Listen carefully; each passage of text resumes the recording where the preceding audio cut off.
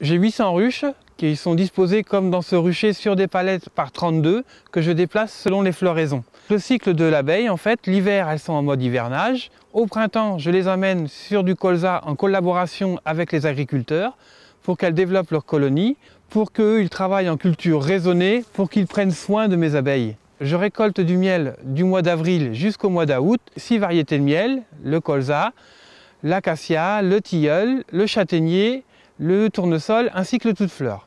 Et après, au mois de septembre, on retrouve dans le cycle d'hivernage où la reine rediminue sa ponte. La particularité de mon entreprise, c'est que j'élève moi-même les reines pour recréer les colonies perdues pendant l'hiver et pendant la saison. Ici, on est dans une zone d'élevage. Donc ces petites boîtes-là de différentes couleurs, ce sont des nucléides qu'on appelle. Donc dans ces nucléides, on a un petit paquet d'abeilles et dedans, on va remettre une cellule royale que j'élève avec des ruches éleveuses pour qu'une reine naisse et se développe dans la colonie. Pour que 15 jours, 3 semaines après, on puisse recréer une colonie pour mettre dans une ruche. Les mâles naissent dans une ruche, font partie de la colonie, et la reine se fait féconder une fois par an, en vol, la nuit souvent. Elle reçoit plusieurs mâles dans sa nuit nuptiale et elle stocke les spermatos dans une poche qu'elle va utiliser pendant toute la saison. La production d'une reine se fait à partir d'un cadre qu'on prélève dans une ruche, un cadre de jeunes couvains.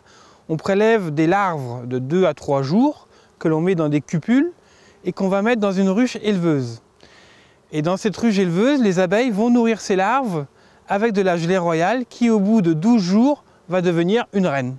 Pour l'extraction, on enlève un cadre de la hausse qu'on passe dans une machine à désoperculer, ce qui enlève la pellicule de cire que les abeilles mettent pour boucher les alvéoles pour pas que le miel coule. Et après, le cadre, on le met dans un extracteur qui, par la force centrifuge, enlève le miel des alvéoles. Les producteurs locaux assurent de par leur savoir-faire une qualité et une fraîcheur de leurs produits.